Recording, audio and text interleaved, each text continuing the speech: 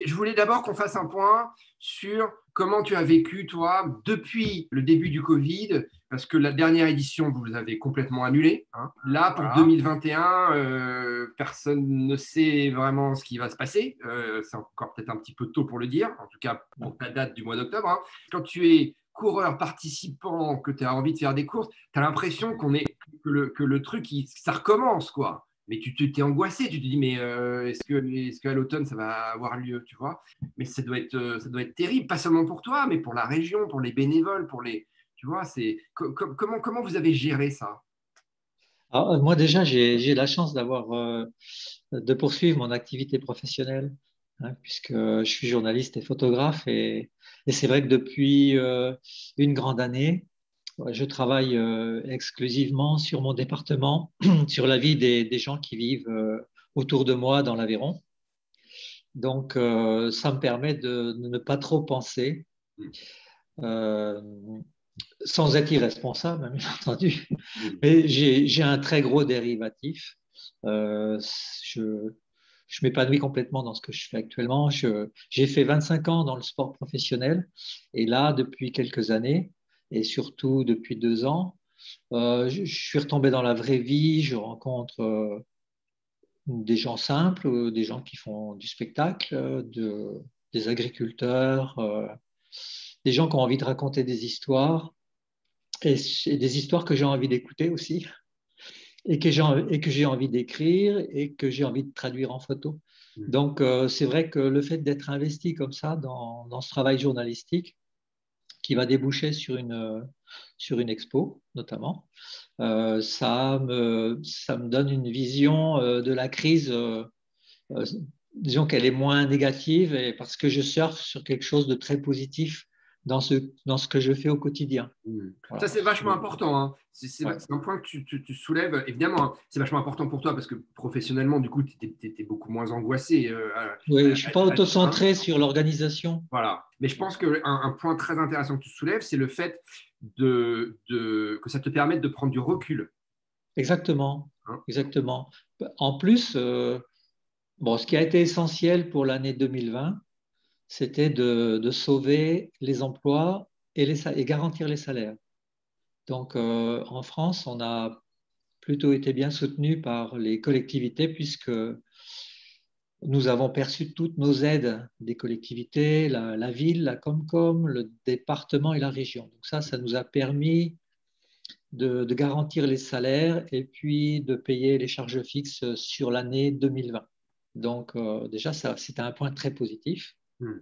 Mais en même temps, il y a une frustration qui est terrible. L'année 2020, même si, même si Odile et moi, on s'est éclatés dans notre boulot de journaliste, c'est vrai qu'elle a quand même été terrible parce que on y a cru longtemps. Hmm. Je pense que ce que j'ai vécu, je ne je suis pas le seul à l'avoir vécu. On a été des milliers, puisque Ah bah oui. il y a à peu près 5000 courses en France, enfin on dit 7000, mais c'est plutôt 5000. Et il y en a quelques centaines qui ont sauvé leur peau l'été, Hmm. lorsqu'il y a eu cette petite fenêtre où Hmm. les organisations ont pu organiser, je dirais, de juillet-août et jusqu'au 10 octobre, je crois. Hmm. Donc nous, on a d'abord travaillé sur un. Nous, bon, nous notre épreuve, elle est loin dans le calendrier. Donc en janvier, lorsque on a vu la crise arriver, et en plus, Odile, elle est très prévisionniste. Elle fait des veilles comme ça, comme elle est habituée à faire des veilles constantes sur le dopage dans le Hmm. monde Hmm. entier. Hmm. Elle a vu arriver ce qui s'était passé, je crois, le premier cluster dans un bateau de croisière au Japon. Oui. Et Hmm. là, elle Ouais. s'est dit, un, les JO de Tokyo n'auront pas lieu en 2020. Deux, ça va nous tomber dessus. Et trois, c'est pas sûr qu'on puisse organiser les Templiers. Voilà. Dès le mois de janvier, Ah ouais. on avait. Sinon, c'est un Ouais, devin, ta femme, en fait. ouais, carrément. Et donc, elle a fait une lecture, une écoute constante de l'évolution de la crise. Hmm. Et puis, au fil des semaines et au fil des mois, on a bien senti que les chances d'organiser étaient de plus en plus, ça se réduisait, c'était de plus en plus petit. Donc, on a travaillé sur trois scénarios. Pour résumer l'année 2020, hein, Bien on a sûr, travaillé oui. sur Oui, oui. trois scénarios. Le premier scénario, c'était ben, la situation va s'apaiser, ça va nous passer au-dessus. Et puis en octobre, on pourra organiser. Donc, on a fait le plein d'inscriptions. Donc, on a vécu le premier confinement. Et puis, on s'est dit non, on va se prendre une deuxième vague parce qu'on va desserrer les taux. L'été est venu, c'est ce qui s'est passé. Et puis, la seconde vague est arrivée. Donc là, on a commencé à travailler sur un deuxième scénario à 5000 coureurs. Voilà. Et qu'on a présenté donc aux autorités, à la préfecture notamment. 5000 coureurs à la place de, t'en as combien généralement? 10 500. Ah oui, d'accord. En sachant que dès le mois de mars, Odile et moi, fin mars, on avait déjà commencé à travailler sur des scénarios de distanciation, de voir comment on pouvait gérer nos départs, si on devait faire des vagues. Et petit à petit, ces protocoles, on les a enrichis au fur et à mesure d'une réflexion qui était constante. Et quand on s'est présenté devant le préfet, on avait déjà, c'était peut-être fin mai, on avait un plan qui était bordé. Et je me souviens, la FFA n'avait encore rien produit comme document à destination des organisations. L'IAF venait juste de publier un document et Odile avait travaillé à partir des premiers documents qui avaient été publiés aux États-Unis dans le monde de l'événementiel. Et elle avait enrichi son document de cette façon. Voilà. Donc, on se présente donc à la préfecture. OK, votre dispositif, il est parfait. Si les feux sont verts, vous pouvez organiser. Voilà. Donc, il y a quelques semaines qui sont passées comme ça. Et puis, on a compris à un moment donné, lorsque la seconde vague est arrivée donc, à l'automne, qu'on ne pourrait organiser qu'à 2000, c'est-à-dire le dimanche. Donc, on a rebâti les cartes, on a refait un troisième scénario, c'est-à-dire uniquement organiser le dimanche. Donc là, on a plutôt bien géré la communication. Et là si tu avais organisé le dimanche, tu faisais quelle course, quelle distance? Les Templiers du dimanche. Donc la distance, c'est c'était 78 l'an dernier. Cette année, on est passé à 80. Okay. Et puis, en fait, on a vraiment pas eu de chance parce que l'Aveyron avait un taux d'incidence assez bas. Et puis, un cluster est né dans un EHPAD à 25 km d'ici, avec une quarantaine de cas positifs de personnes âgées.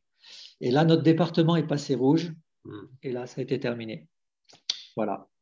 Donc, nos trois plans ont été annulés les uns après les autres. Et le dernier plan, il a été annulé combien de temps avant?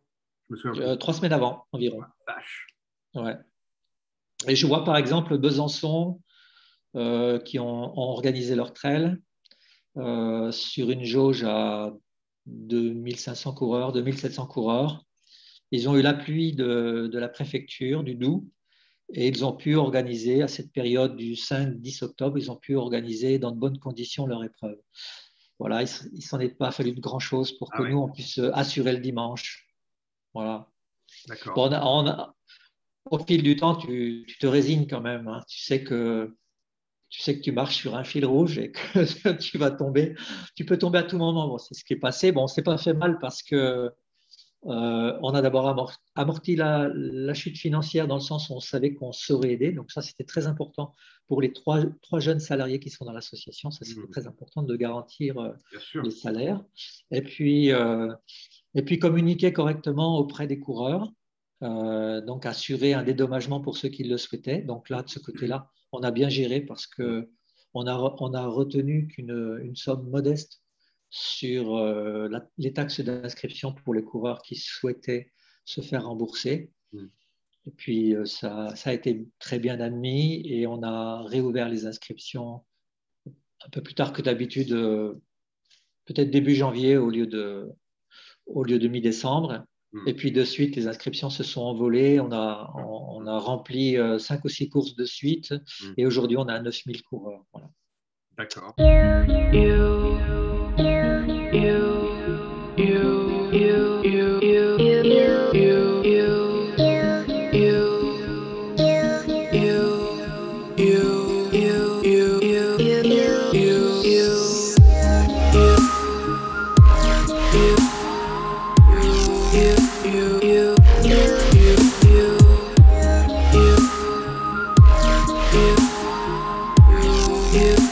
you, you, you, you.